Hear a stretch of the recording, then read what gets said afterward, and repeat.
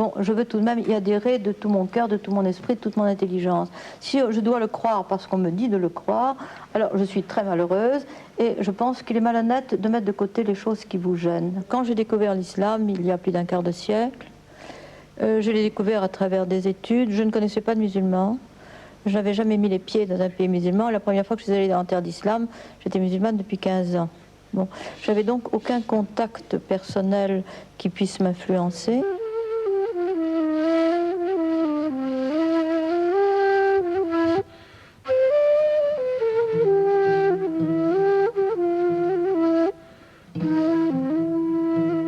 Elle est née d'abord d'une famille d'aristocrates. Sa grand-mère était écossaise et anglicane. Et sa grand-mère s'était convertie au catholicisme pour épouser son grand-père. Elle a été plus élevée par sa grand-mère que par ses parents. Elle a été dans des institutions religieuses de haut niveau, les meilleures. D'abord à Boulogne, puis à Paris, près de Notre-Dame. Je n'en sais pas plus que ce qu'elle a écrit dans son livre « L'islam, l'autre visage ». Le seul ouvrage autobiographique d'ailleurs. Elle a été très influencée par cette grand-mère qui était une femme très pieuse et qui détestait le mensonge. Et ça, c'est peut-être un des faits d'Eva, c'est qu'elle ne supportait pas les demi-vérités et ni le mensonge. Après ses études de petite fille de bonne famille, comme elle était sans doute très brillante, ce qu'elle ne dit jamais, mais qui a frappé tout le monde, elle a entrepris des études de droit. C'était déjà pas tellement courant, les universitaires à l'époque, où nous sommes dans les années 1920, un peu plus tard. Elle est née en 1909, donc 1929 ou pire. Pour payer ses études et continuer ses recherches, elle travaille comme secrétaire avec Joliot-Curie. Donc elle se trouve dans un milieu très scientifique, avec cette rigueur scientifique aussi, du scientifique qui fait des expériences. La guerre éclate et c'est à ce moment-là que, avec l'arrivée des Allemands qui est imminente, il y avait à Paris la seule bouteille d'eau lourde, donc le grand explosif qu'on connaît, et c'est elle qui a été chargée de l'amener en France libre, c'est-à-dire à passer la ligne de démarcation. Elle est partie en quelques heures avec son petit garçon et une bouteille qu'on lui a fourrée dans le sac. Tremblant de peur, elle est arrivée de l'autre côté. Oui, mais après avoir accompli son action de héros sans le savoir, encore fallait-il vivre, et c'est là qu'elle est restée avec son petit garçon, puisque son mari était à ce moment-là ou parti à la guerre ou déjà prisonnier, et donc il fallait bien vivre, et elle a eu une place de documentaliste chez Philips, ce qui l'a amené à faire 4 ou 10 kilomètres, je ne sais plus, matin et soir, tous les jours, à travailler comme documentaliste là-bas pour pouvoir survivre.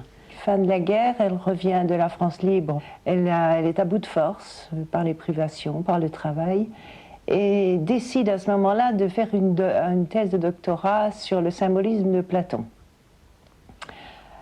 Toujours bien Eva, quand elle faisait quelque chose, ce n'était jamais à moitié, donc symbolisme pour elle, ça voulait dire approfondir la valeur du symbole, et elle a pris 3 ans de psychiatrie pour voir bien la profondeur du sens du mot symbole.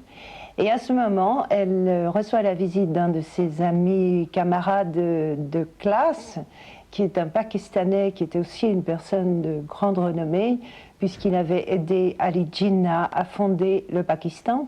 Elle reçoit de cet ami un livre sur Iqbal, qu'elle ne connaissait absolument pas, qui commence seulement à être un peu connu maintenant.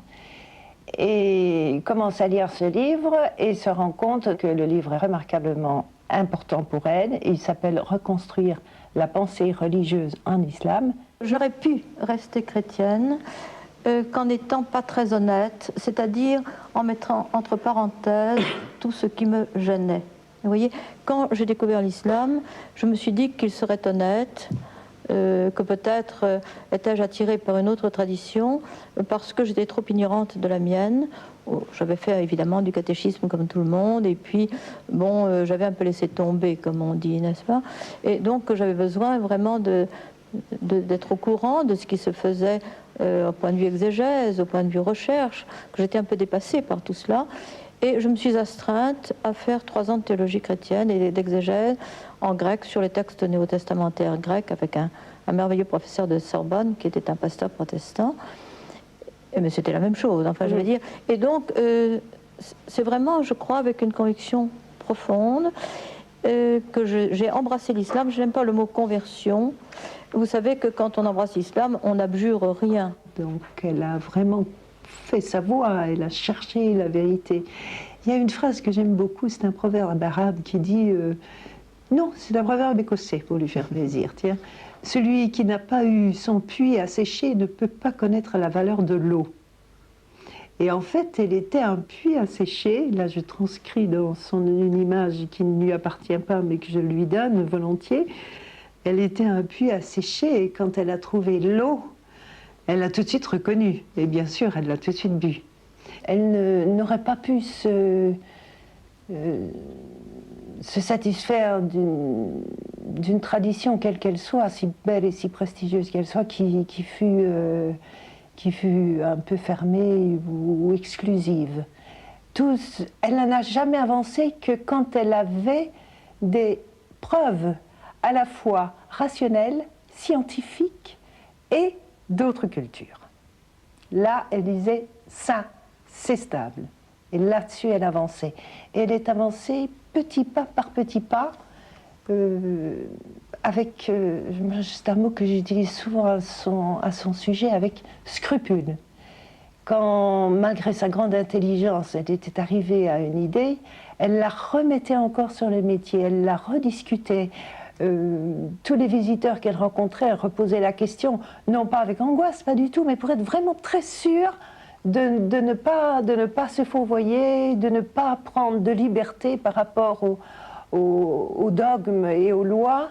Donc, quand elle acceptait une forme, elle s'y soumettait complètement, mais ce n'était jamais une forme creuse, c'était toujours une forme pleine de sens. Et si le sens n'était pas plein, il restait toujours une petite réticence.